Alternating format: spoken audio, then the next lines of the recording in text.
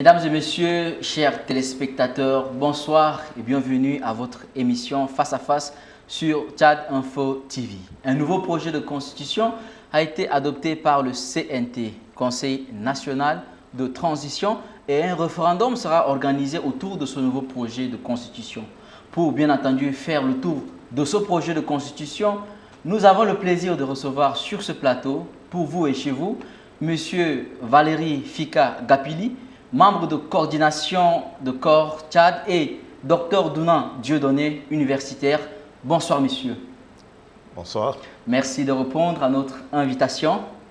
Il sera question, comme je vous le disais, d'ici quelques mois, de demander aux Tchadiens s'ils sont d'accord ou pas avec le nouveau projet de constitution à travers un référendum. Nous aborderons les questions relatives à ce projet de constitution. Alors, Monsieur Valéry Fika Gapili, comment sommes-nous arrivés à un nouveau projet de constitution?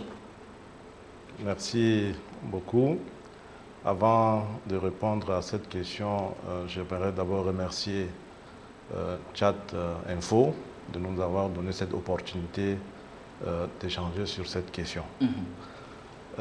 Comme vous le savez tous, à la suite, n'est-ce pas, du décès du président Idriss Déby Itno, une phase de transition a été ouverte et tous les Tchadiens se sont convenus qu'il fallait organiser un dialogue pour sortir notre pays de ces crises multiples.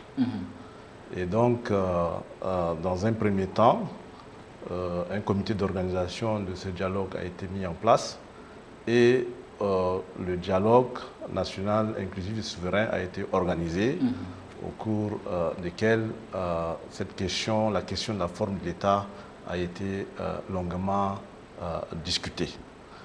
Et vous vous souviendrez qu'au cours de ces assises, les Tchadiens ont donc décidé de porter cette question de la forme de l'État et de la Constitution, n'est-ce pas, à la sanction populaire. Donc, des résolutions du dialogue ont été prises dans ce sens. Ces résolutions ont été traduites dans le cahier de charges de la transition. Mais malheureusement, au lieu de mettre en place, n'est-ce pas, cette résolution, le gouvernement a opté pour l'élaboration d'une unique constitution. Donc, nous, du corps Tchad et du bloc fédéral en général, nous pensons que c'est une constitution, donc c'est un scandale qu'il va falloir donc corriger au plus vite. Docteur Dounan Dieudonné, comment sommes-nous arrivés à un nouveau projet de constitution? Merci, je m'excuse d'abord, ma voix est un peu inappropriée à ce genre de débat, dû à un petit malaise que j'ai subi depuis un moment donné. Je voudrais commencer d'abord par remercier Tchad Info qui nous donne l'opportunité de participer à ce débat crucial qui engage le Tchad et partant notre avenir collectif. Gapili l'a rappelé tout à l'heure que tout a commencé suite au changement intervenu à la tête de l'État, suite, n'est-ce pas, notamment au décès du maréchal Déby en avril 2021. Et vous savez que dans ce genre de crises, les crises en Afrique généralement ont une influence substantielle sur les normes fondamentales et partant sur les institutions. Donc, à la suite de ces conflits et donc du décès du président Marshall, une transition a été ouverte, laquelle transition a été consacrée par la charte de transition révisée et dirigée par l'actuel conseil militaire de transition.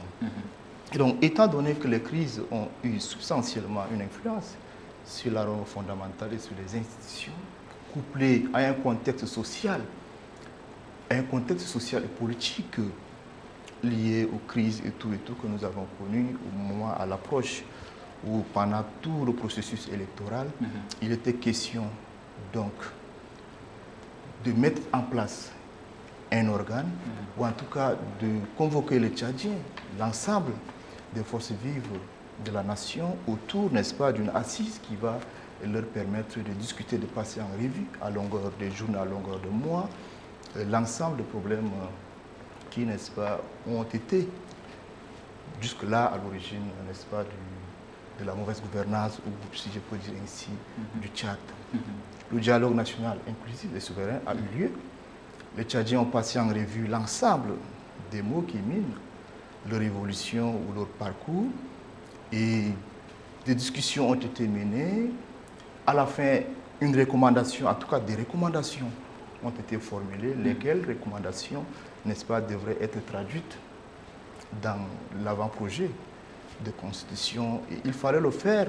Dès lors, il fallait donc mettre sur pied, n'est-ce pas, un comité ad hoc chargé de l'élaboration de l'avant-projet de constitution. Le comité a été mis en place grâce à la volonté, n'est-ce pas, des autorités de transition actuelles. Le comité ad hoc bien évidemment, a eu 30 jours pour donc rédiger cet avant-projet de constitution.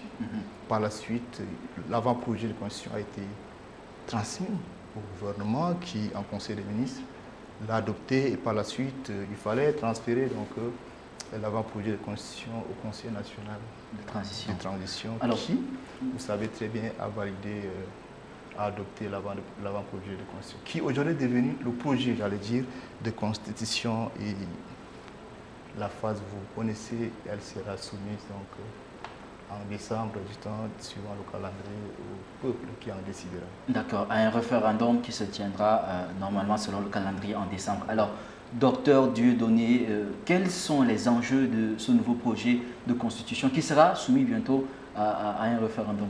Voilà, je disais tout à l'heure que tout est intervenu au moment où il y avait une crise.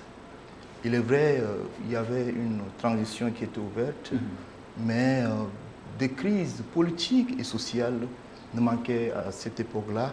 Et donc, il fallait que les Tchadiens décident d'un nouveau contrat social. Et aujourd'hui, au regard du contenu de cette constitution, les enjeux se dégagent. L'enjeu, c'est qu'il faut remettre le Tchad sur, n'est-ce pas, un nouveau processus de développement. Et au regard de cette constitution, moi je l'ai parcouru, et j'ai pu vous dire que la constitution, j'allais dire, le projet de constitution actuelle répond aux enjeux démocratiques. Et moi je pense qu'il ne faut pas réduire aujourd'hui le projet de constitution actuelle à la seule question de la forme de l'État. Il y a assez d'aspects importants, je pense qu'on y reviendra dessus. D'accord. Donc nous reviendrons vers Valérie Fika-Gapili. Êtes-vous d'accord avec les enjeux énoncés ici par Dr Donald Dieudonné? Quels sont les enjeux selon vous de ce nouveau projet de constitution? Bon, je voulais d'abord souligner que le fait que le comité ad hoc a rédigé qu'une seule constitution est un scandale. Parce que les résolutions du dialogue sont très claires. Il s'agit de rédiger deux constitutions. Une constitution ayant pour forme de l'État la forme unitaire et une constitution de forme fédérale.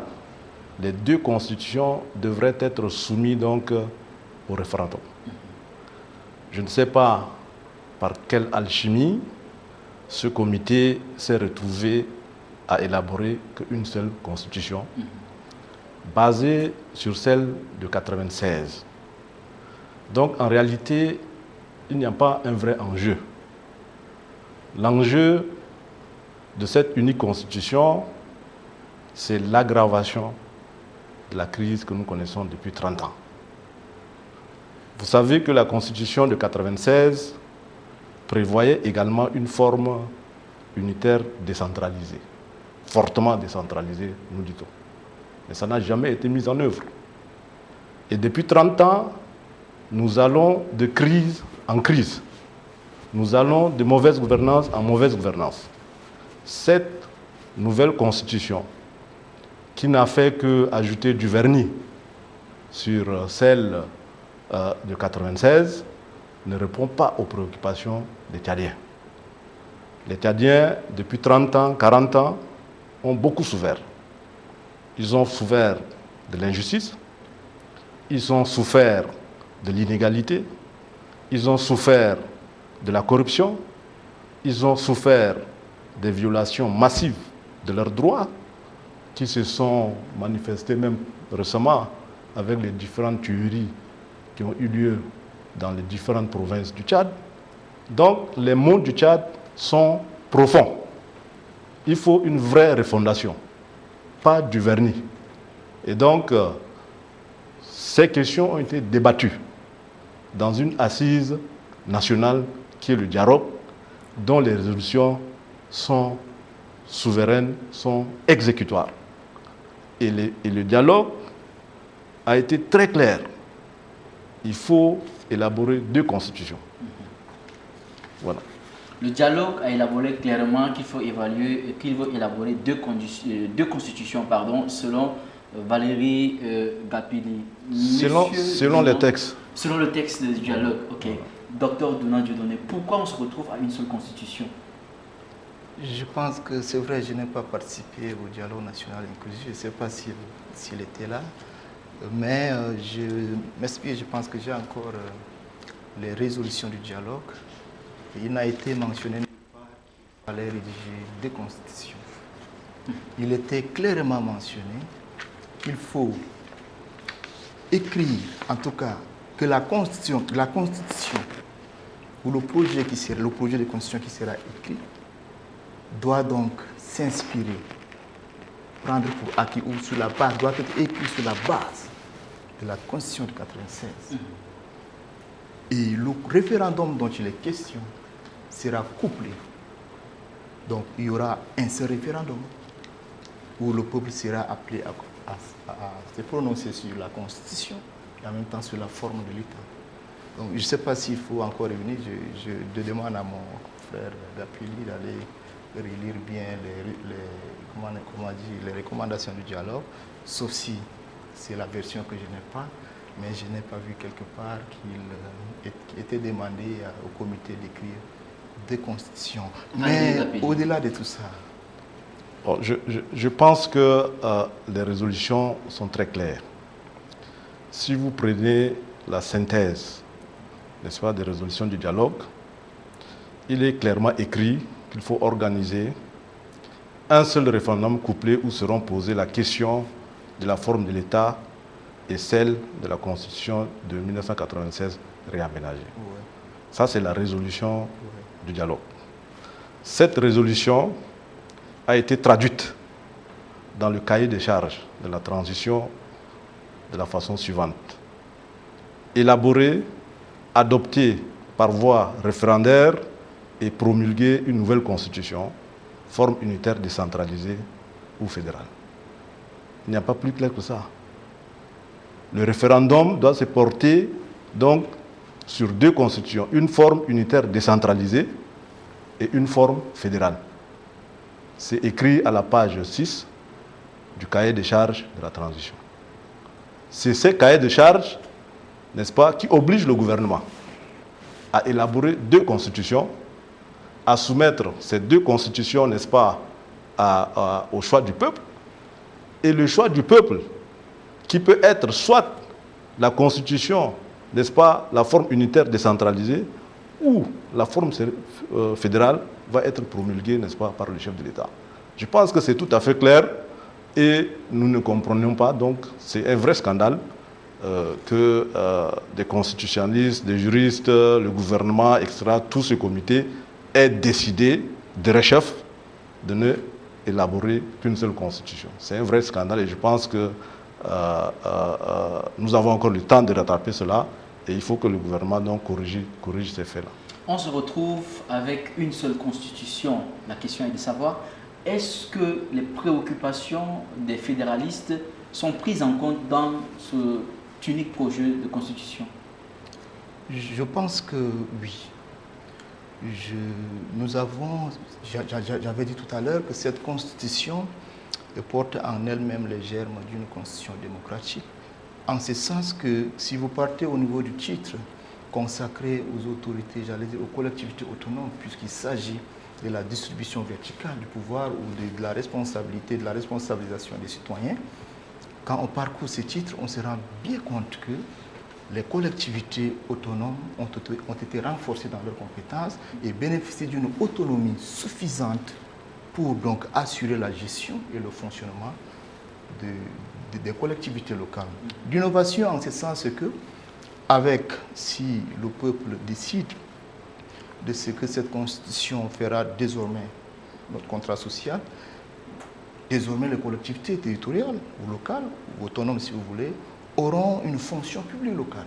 Cette fonction publique locale permet à ces collectivités de recruter des citoyens locaux qui vont faire une carrière comme une carrière dans la fonction publique et les gérer ces personnels du début de la carrière jusqu'à la fin. Au-delà de ça, les collectivités exécutent leur budget en toute autonomie. Ça, ce sont les nouvelles innovations que ces projets de constitution apportent. Et donc, au regard de tout ça, je pense qu'il y a un certain nombre de préoccupations qui ont été prises en compte. Et ces préoccupations, notamment ce qu'on voit aujourd'hui, c'est de responsabiliser davantage les collectivités autonomes de manière à leur donner un pouvoir réel pour qu'ils puissent faire fonctionner normalement les collectivités autonomes et donc assurer la gestion des services et pour le bien-être notamment des citoyens locaux. Monsieur Valéry Dapili, est-ce que vos préoccupations sont prises en compte Non, dans ce non, pas du tout. Pas du tout. Vous savez, il y a une différence fondamentale entre une forme unitaire et une forme fédérale. Nous, au niveau du bloc fédéral, nous avons élaboré une constitution fédérale. Nous l'avons transmis, n'est-ce pas, au niveau de l'Assemblée nationale. Et nous attendons à ce que ce projet, n'est-ce pas, soit adopté par le gouvernement et soumis en même temps que le projet de la forme unitaire. Il ne faut pas qu'on tourne autour des pots. Nous avons une république fédérale, n'est-ce pas, c'est une juxtaposition de plusieurs ordres. Il y a un État fédéral, central, avec plusieurs États fédérés qui ont leur propre constitution, qui ont leur propre juridiction, etc. Et qui ont, n'est-ce pas, des compétences au niveau économique, etc. Et des domaines de compétences sur plusieurs aspects, comme l'enseignement, comme la santé, comme la culture, etc. Donc, nous, nos préoccupations ne sont pas du tout prises en compte. Et nous attendons, comme je me répète ici encore, que notre constitution soit soumise au vote. Parce que c'est ça, les résolutions. Et d'ailleurs, ça fait 30 ans qu'on nous dit qu'il y a une constitution, n'est-ce pas, de type unitaire décentralisé. Depuis 30 ans, depuis la constitution de 1996. Est-ce que celle-là a été mise en œuvre? Aujourd'hui, les mêmes gouvernants, le même système nous dit, bon, ce n'est plus collectivité territoriale, mais c'est des collectivités autonomes. Mais pendant 30 ans, vous n'avez même pas mis en œuvre les collectivités territoriales. Et vous attendez que la population croit à ce qu'on va mettre en place des collectivités autonomes. Ne serait-ce que ça. Ne serait-ce également que les résolutions exécutoires du dialogue, le gouvernement ne les met pas en place, ne les respecte pas. Est-ce qu'ils vont respecter les 290 articles de cette nouvelle constitution? Donc, comme vous le voyez, il n'y a pas d'autre alternative que de soumettre ces deux constitutions au vote du peuple, et le peuple tranchera cette question comme cela a été décidé au niveau du dialogue. Qu'est-ce qu'on fait pour que les fédéralistes ne se sentent pas mis à voter? Moi, j'ai envie de dire qu'il ne faudrait pas que nous allions très rapidement, où nous considérons la forme fédérale de l'État comme une baguette magique qui va sauver le Tchad. C'est ce que, à en croire, ou bien en écoutant M. Gapili, je pense qu'il s'inscrit ou ils s'inscrivent dans cette dynamique-là. Mais moi, la question s'est posée depuis. Et à un moment donné, moi, je me suis dit, mais sur la base de quel diagnostic va-t-on passer de l'État unitaire à l'État fédéral? On ne change pas le mécanisme comme ça parce qu'on a vu ces mécanismes bien fonctionner dans certains pays, dans les grandes démocraties. Mais il faut se dire combien de temps ces pays ont mis pour arriver au niveau où ils sont. Tout à l'heure, il disait que la décentralisation est consacrée depuis 1996, mais qui n'est effective à travers les élections communales qu'en 2012. Donc, en réalité, notre décentralisation de manière effective n'a qu'une dizaine d'années. Alors, quand vous voyez l'histoire de la France aujourd'hui, les premières communes ont été instituées en France, par exemple, depuis 1882. Il a fallu plus d'un siècle qu'on arrive à une effectivité certaine aujourd'hui dans des grands pays, dans des grandes démocraties comme la France. Et donc, pour dire quoi? Pour dire que l'effectivité d'une institution dépend du temps, ou s'étend sur le temps, et en fonction du contexte, est-ce que nous sommes prêts? Est-ce que nous sommes prêts, préparés à passer de l'État unitaire décentralisé à l'État fédéral? Je pense que je l'ai dit tout à l'heure. Pour passer d'un État unitaire à un État fédéral, il y a tout un préalable à faire. Il y a une question de fond.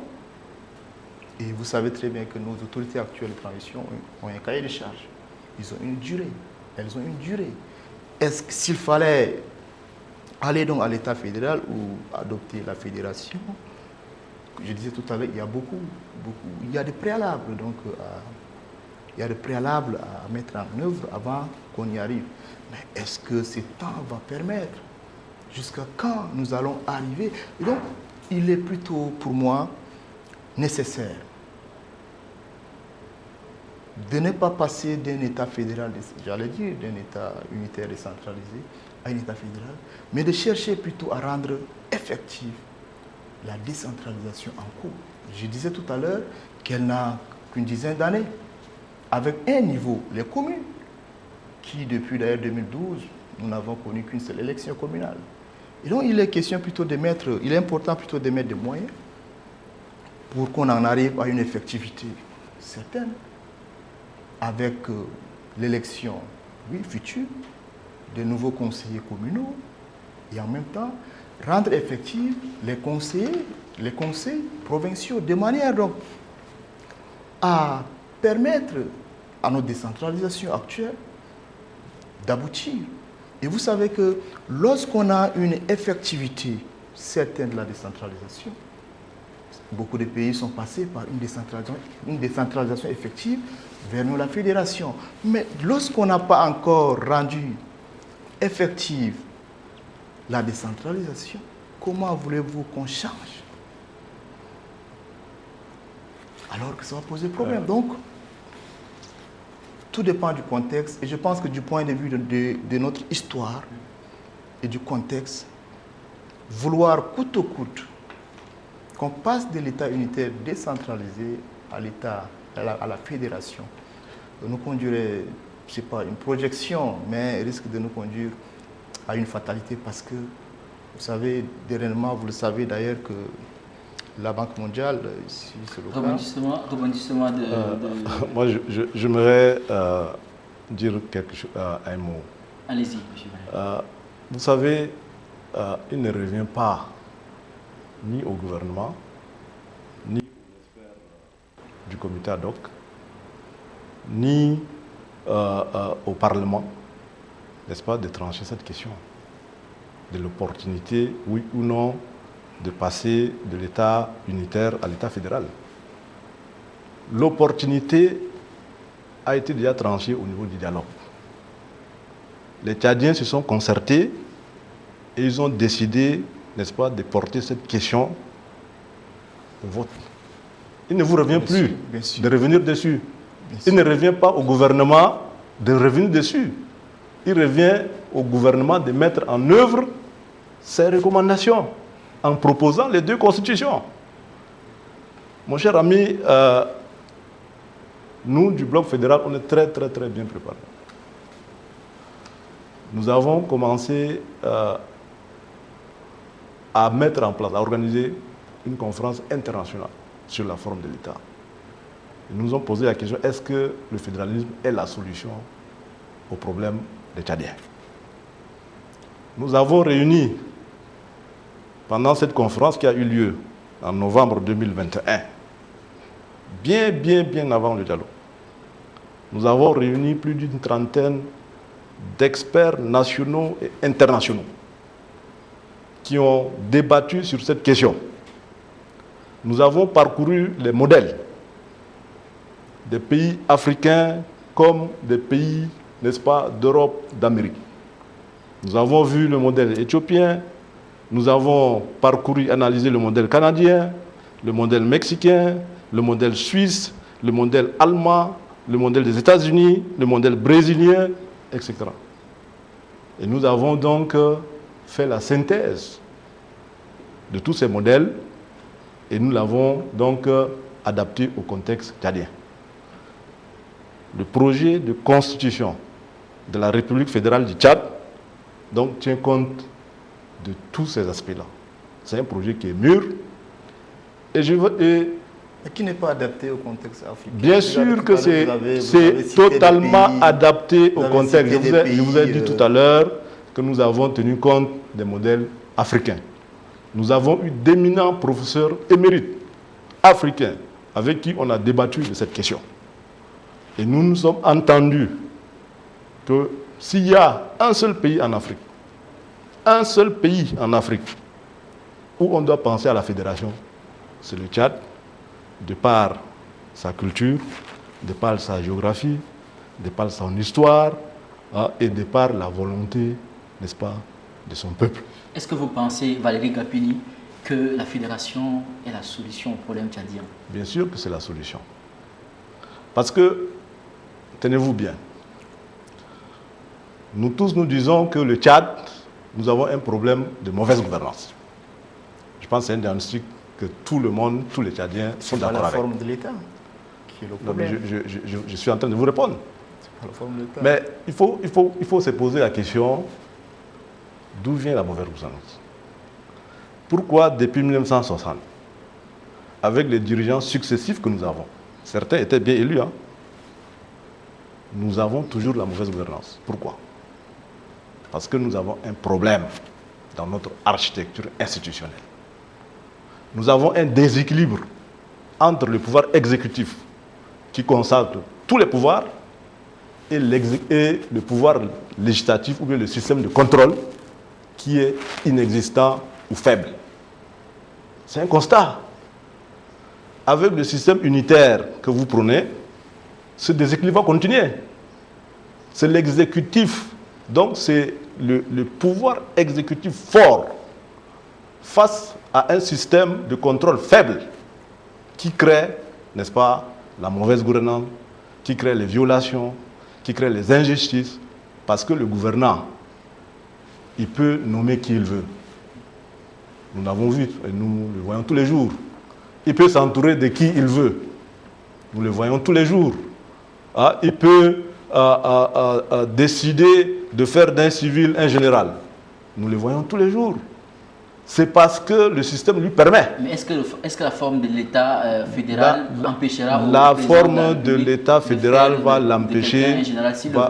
l'empêcher, parce que les États fédérés auront un pouvoir, n'est-ce pas, qui leur sont propres. Et non pas un pouvoir, n'est-ce pas, qui est délégué par l'exécutif, comme dans le cas unitaire. Nous avons prévu dans notre constitution fédérale, n'est-ce pas, qui est une structure générale du gouvernement, par exemple, qui est une loi, avec, n'est-ce pas, un certain nombre de postes de responsabilité qui doivent passer par le Sénat. Et donc, l'exécutif n'aura pas tous les leviers entre ses mains pour, n'est-ce pas, pratiquer la mauvaise gouvernance comme nous le faisons aujourd'hui. Est-ce que le problème du Tchad repose sur la forme de l'État, Dr Donald Dieudonné? Moi, j'ai toujours dit non. La forme n'est qu'une couverture. Aujourd'hui, les Tchadiens ont besoin d'une démocratie, pas une démocratie formelle. Ils ont besoin d'une démocratie substantielle. Et de ce point de vue, la forme de l'État n'a jamais été pour moi, n'est pas un problème pour le Tchad. Le problème du Tchad, il l'a dit lui-même, c'est le problème de gouvernance. Le problème de gouvernance est dans les hommes. Parce que nous avons un ensemble d'outils très importants qui ont été d'ailleurs repris et renforcés dans le projet de constitution qui sera soumis au référendum. Donc, de ce point de vue, aujourd'hui, nous avons des institutions fortes, formellement, bien sûr, mais qui doivent être incarnées par les hommes. Maintenant, c'est à ce niveau que le problème se pose. D'où vient-il que la forme de l'État empêche que le président, à travers son pouvoir discrétionnaire, nomme telle personne à tel poste? Donc, la question, je reviens pour dire que le problème du Tchad, c'est la gouvernance. Et de ce point de vue, le Tchad a besoin plutôt des hommes qui incarnent la notion d'intérêt général, qui incarnent la notion de service public, pour que le Tchad soit ce pays au service de l'ensemble des citoyens, et non la forme fédérale de l'État. Moi, je trouve plutôt en la forme fédérale de l'État l'idée véhiculée par les fédéralistes. Il me semble que l'idée est un peu fausse. Les citoyens ou le citoyen lambda comprend autrement l'idée véhiculée. Moi, je suis un enseignant et il m'est arrivé une fois de faire un cours de décentralisation. Un étudiant me dit, vraiment le Tchad, là, il nous faut la fédération. Je dis pourquoi? Il dit parce que ça nous permettra d'avoir une souveraineté pleine et entière sur nos richesses. Alors que ce n'est pas vrai. Alors que ce n'est pas vrai. La fédération, ce n'est pas ça. Et même dans le cas de la décentralisation, aujourd'hui, quand vous parcourez le texte, ça existe depuis. Il y a une certaine compétence, une possibilité reconnue aux collectivités autonomes ou locales de bénéficier d'une part liée à l'exploitation des sous-sols, notamment les autochtones ou les riverains. Donc, je pense que les mécanismes existent aujourd'hui, même au niveau de la fédération. Il y a des mécanismes qui existent, qui permettent, n'est-ce pas, une collaboration entre l'État central et les États fédérés. Et donc, les États fédérés n'ont pas une souveraineté pleine et entière, en tout cas, n'ont pas la possibilité de faire tout ce qu'ils veulent.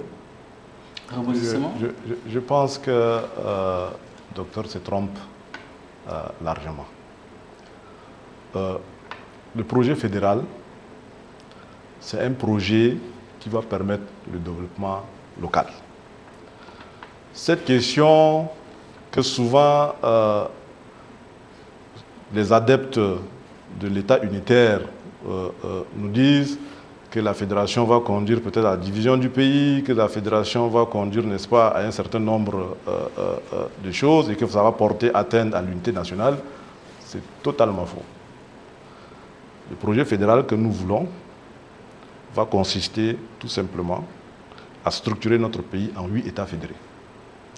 D'ailleurs, 8 États fédérés dont le ressort territorial correspond en grande partie à ceux des académies, qui sont déjà en cours au Tchad depuis presque 10 ans. Vous êtes un ancien chercheur, vous savez qu'il y a des académies au Tchad d'enseignement. Il y en a 8 qui sont fonctionnelles.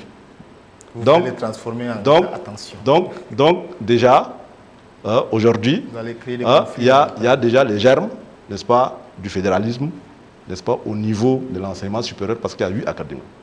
Notre ressort territorial découpe le Tchad également en 8 États fédérés qui auront, n'est-ce pas, un certain nombre de compétences qui leur sont propres, que la Constitution va leur conférer, et non pas un homme, soit-il un chef d'État qui va leur conférer.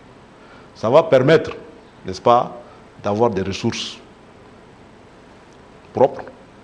Ça va permettre d'avoir aux collectivités, aux départements, d'avoir des ressources pour, n'est-ce pas, s'occuper des besoins de base de la population.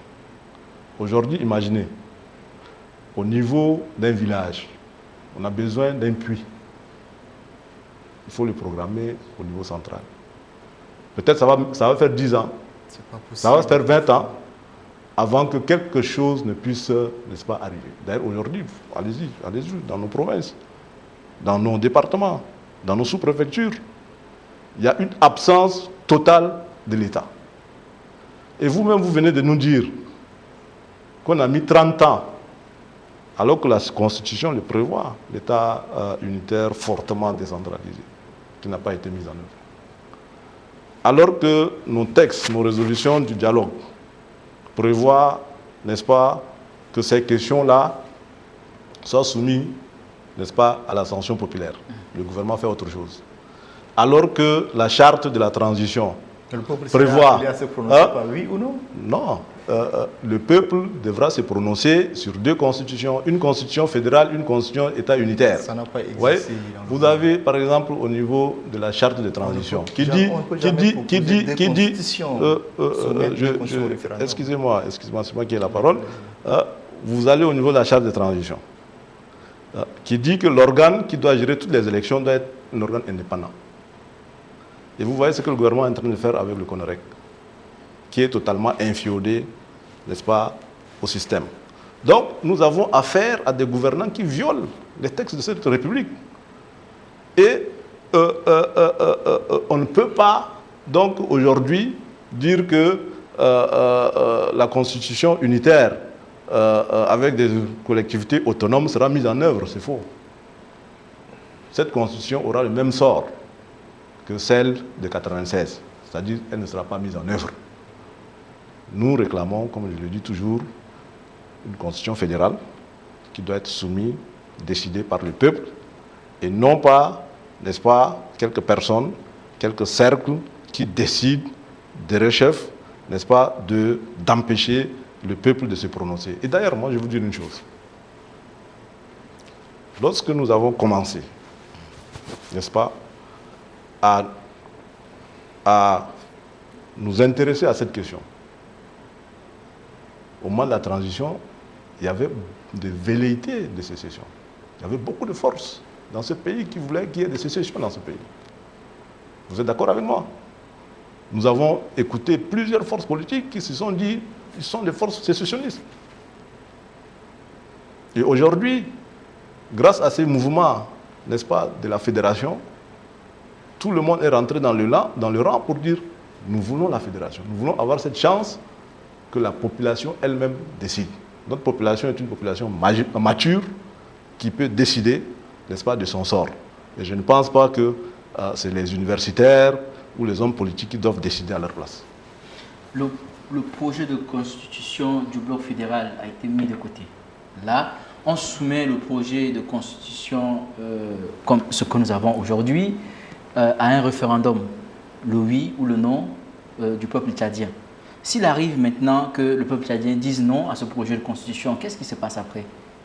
Bien sûr, le non va l'emporter et donc il y aura un autre projet de constitution fédérale. Donc on revient au projet de constitution fédérale. Mais pourquoi pas ne le faire tout de suite? On ne peut pas... Pourquoi pas maintenant, en même temps, faire les deux? Monsieur Gapili, on ne peut pas soumettre deux constitutions au référendum. Pourquoi? C'est vrai qu'il y avait un préalable à suivre. Pourquoi, docteur? Pourquoi on ne peut pas soumettre les deux?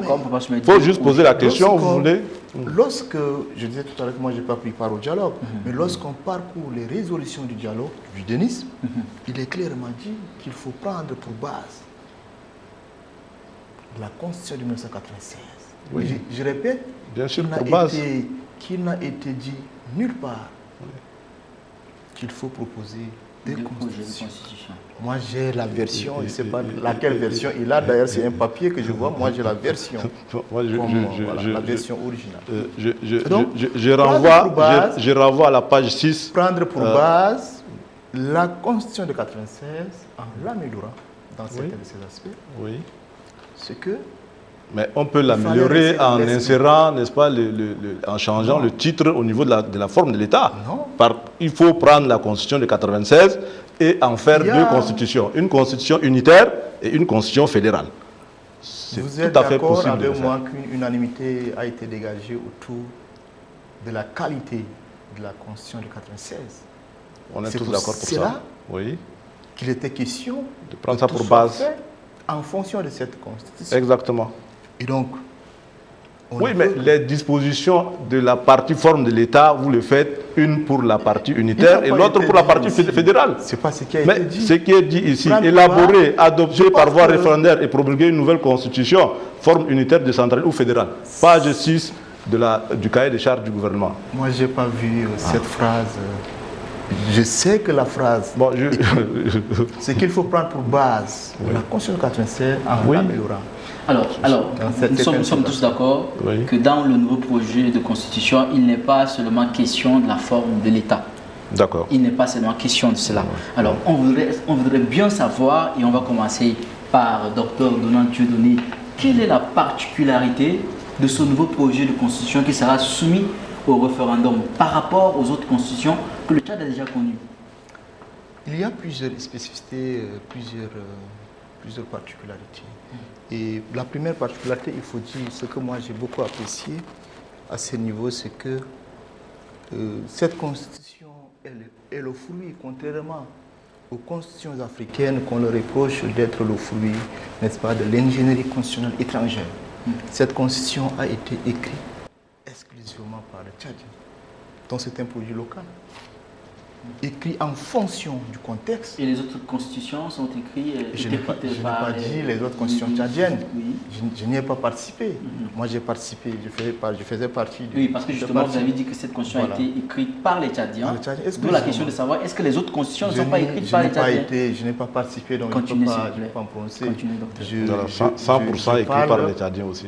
Je parle de certaines constitutions africaines. On reproche aux constitutions africaines qu'elles sont, n'est-ce pas, le produit de l'ingénierie constitutionnelle étrangère. Donc, cette fois-ci, pour avoir participé, j'apprécie le fait que ces projets de constitution soient le produit exclusivement des génies, ou en tout cas, permettez-moi le terme, des Tchadiens. D'accord. Au-delà de ça, on va se rendre compte que le projet de constitution, permettez-moi, je ne dis pas quand je dis constitution, mon frère Gapili risque de mal prendre. Voilà, donc ces projets de constitution comportent plusieurs autres particularités. Déjà au niveau du préambule, il vous souviendra qu'au Denis, il avait été dit qu'il faut prendre en compte les événements majeurs que le Tchad a connus. Donc, depuis l'indépendance, même avant l'indépendance, jusqu'à nos jours. Et c'est ce qui a été fait au niveau du préambule, avec le renforcement ou la proclamation davantage de certaines valeurs. La probité, les valeurs, en tout cas, disons, les valeurs républicaines s'y trouvent d'abord au niveau du préambule. Quand on rentre dans le corps, on constate à chaque titre des innovations. Au niveau des droits et libertés, on constate le renforcement des droits nouveaux qui ont été insérés dans le texte constitutionnel. Il y a plusieurs institutions, je vais chuter, je ne peux pas dire du début jusqu'à la fin, compte tenu du temps aussi. Quand on voit aussi les institutions républicaines de la République, ceux qui existaient déjà ont été renforcés. Je prends le cas, par exemple, du Conseil constitutionnel, qui sort de la Chambre, parce que je vous souviens qu'en 2018, notamment après la Constitution de 2018, la Constitution a été influée, le Conseil constitutionnel ou la Cour constitutionnelle a été influée à la Cour suprême, y compris la Cour des comptes et puis la Haute Cour de justice. Toutes ces chambres aujourd'hui s'érigent en cour ou en conseil. C'est déjà une innovation majeure qui peut participer du renforcement de la démocratie, avec aussi l'institution de la Haute Cour militaire. Donc, globalement, voici quelques spécificités, quelques traits majeurs qui peuvent participer de la particularité. Monsieur Gapili, quelles sont les particularités? Est-ce qu'il y a vraiment des particularités de cette constitution par rapport aux autres constitutions que le Tchad a connues? À mon avis, il n'y a rien de nouveau. C'est une constitution qui s'inspire, comme je l'ai dit tout à l'heure, de celle de 1996. Et nous sommes d'accord ici au Tchad que la constitution de 1996, c'est la meilleure constitution que nous avons. Parce que c'est une constitution qui émanait, n'est-ce pas, de la conférence nationale souveraine de 1993.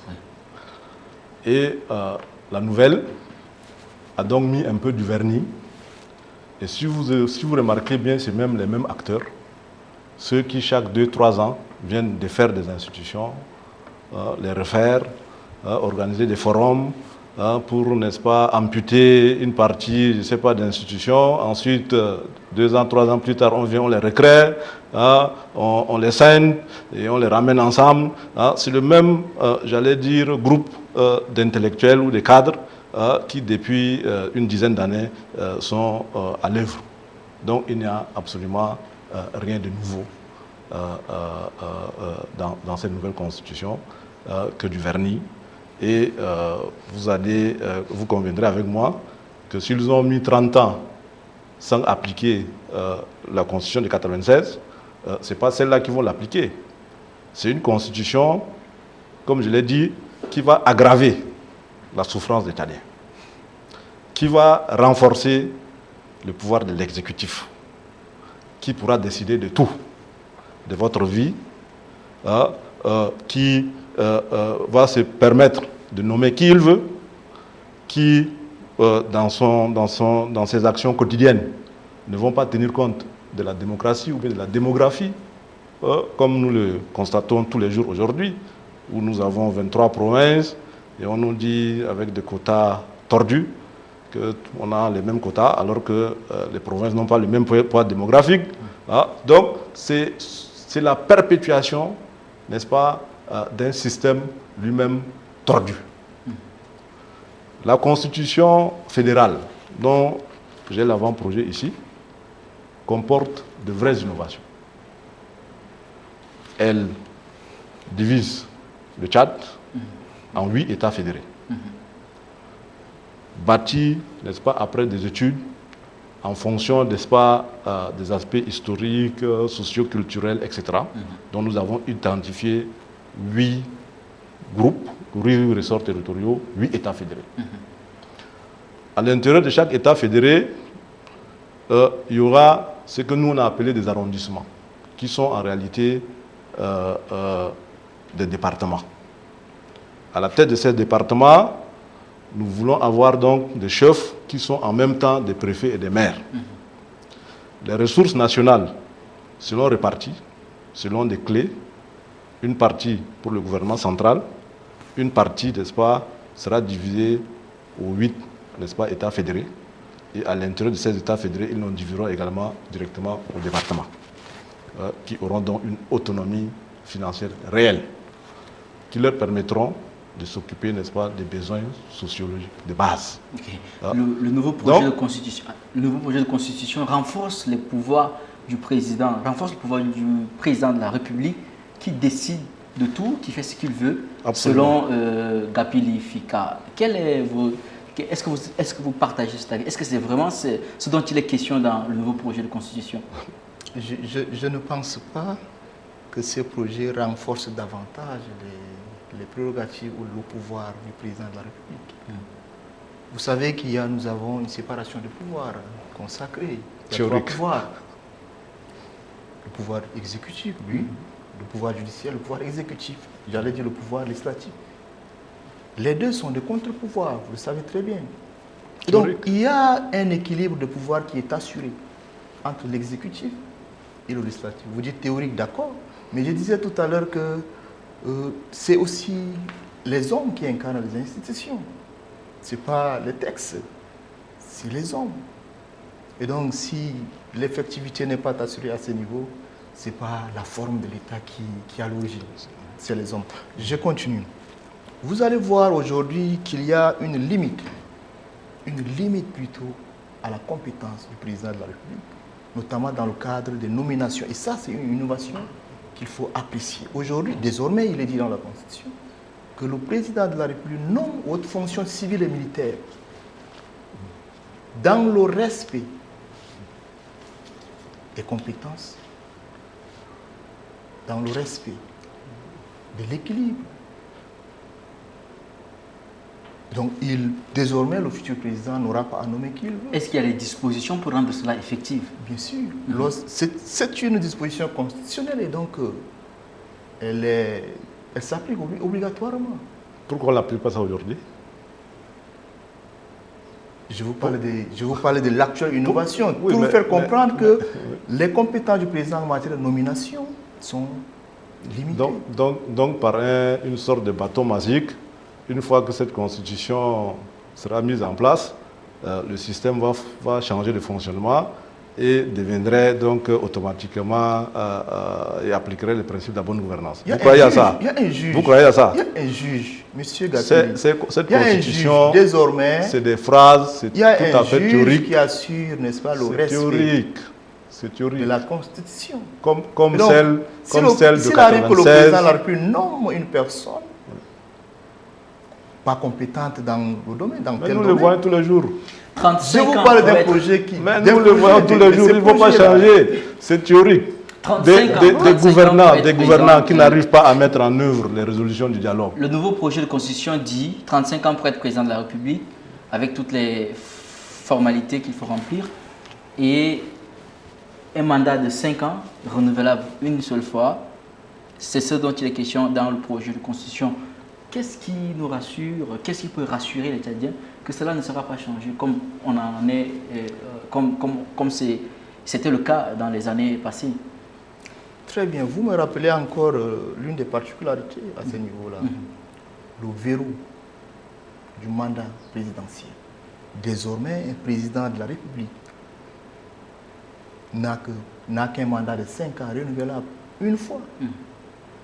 Et il n'aura pas de possibilité de réviser la Constitution pour lever le verrou. Ça, c'est un verrou qui est consacré et qui est donc une innovation majeure dans ces projets. Est-ce que vous pensez que cela sera respecté, M. Valéry Fika? Bon, vous voyez, je peux vous citer beaucoup de pays qui ont mis en œuvre ces verrous. D'ailleurs, en commençant par le Tchad, dans la Constitution de 1996. C'était 2 mandats. Qu'est-ce qu'on a fait après? On a changé de constitution. La même chose s'est passée en Côte d'Ivoire, la même chose s'est passée en Guinée, la même chose se passe aussi ailleurs. Il n'y a pas de verrou. C'est un nouveau contrat social, nous y croyons. Citez aussi des pays qui... Vous permettez à M. Valéry de finir et on je vous reviendra. dis une chose. Ceux-là qui n'arrivent pas à respecter les résolutions claires du dialogue, Quand vous parlez de ceux-là, qui ne respectent pas le cahier des charges du gouvernement, qui ne respectent pas les dispositions de la charte de transition. La charte de transition dit que l'instance, par exemple, qui doit gérer les élections, doit être une instance indépendante. Est-ce que la CONOREC est une instance indépendante? Elle est inviolée. Ça, c'est écrit dans la charte de transition. Si un gouvernement, si le gouvernant ne respecte pas la charte de transition, s'il ne respecte pas les résolutions exécutoires du dialogue, s'ils ne respectent pas leur propre charte, leur propre cahier de charges, qu'est-ce qui me donne à moi, en tant que citoyen, la garantie que les 290 articles que vous avez produits dans la nouvelle constitution seront respectés? Ça ne serait pas respecté. Et c'est pourquoi nous, fédéralistes, nous qui soutenons la fédération, nous voulons porter cette question au niveau du peuple pour que, de façon automatique, les ressources soient transférées, n'est-ce pas, aux collectivités locales. Elles le sont déjà. Elles seront transférées automatiquement, je dis bien automatiquement, hein, sans qu'il y ait un exécutif ait à donner des ordres. Ces ressources peuvent être collectées localement, seront investies localement. Ça se fait, monsieur Gapili. Ça ne se fait pas. Ça se fait. Ça se fait où? Dans quelle région? Ça se fait où? Apparemment, hein? La collectivité territoriale, par exemple, si vous prenez la ville de N'Djamena, ok, avec les maires qui sont élus et qui sont destitués tous les 2-3 mois avec une instabilité totale. C'est ça que vous voulez répéter, n'est-ce pas, au niveau de l'ensemble des départements du pays? Il faut qu'on mette des structures en place. Il faut qu'on mette, n'est-ce pas, des structures stables. Et la fédération donc offre cette possibilité d'avoir une architecture qui fonctionne et qui correspond, n'est-ce pas, à nos attentes.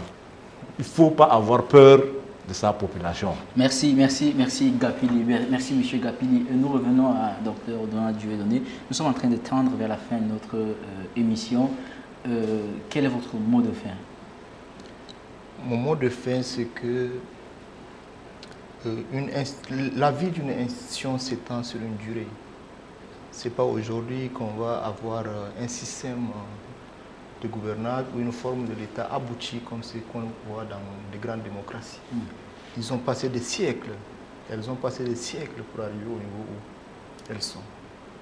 Il a dit tout à l'heure, il a cité des pays européens, ainsi de suite, qui ont opté pour la fédération. Il n'a cité qu'un seul pays africain. Aujourd'hui, il est connu que la fédération, j'allais dire, la forme unitaire de l'État, est la plus répandue dans le monde. Je pense que vous le savez. Et si elle était si mauvaise que cela, serait-elle la forme la plus répandue dans le monde? Je ne pense pas. Et donc, l'État unitaire décentralisé gagnerait encore à faire chemin. Parce que de mon point de vue, quand je vois l'histoire du Tchad, depuis l'indépendance, vous savez que nous sommes un peuple aux origines disparates, et dont il faut réunir autour d'une nation unifiée. Et cette nation unifiée, c'est l'État unitaire qui fédère toutes ces énergies. Et je milite de manière personnelle. Moi, je ne suis pas un homme politique, je ne suis pas un opposant. Moi, je parle en tant que simple enseignant de ce que je vois. Je pense que l'État unitaire est encore la forme, la meilleure d'ailleurs, avec à l'appui la décentralisation qui fait son chemin.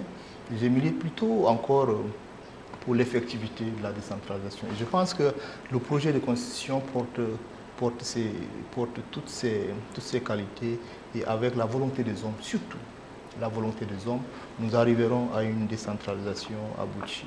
Merci, docteur Dieudonné. Nous revenons à M. Valéry Fika Gapili.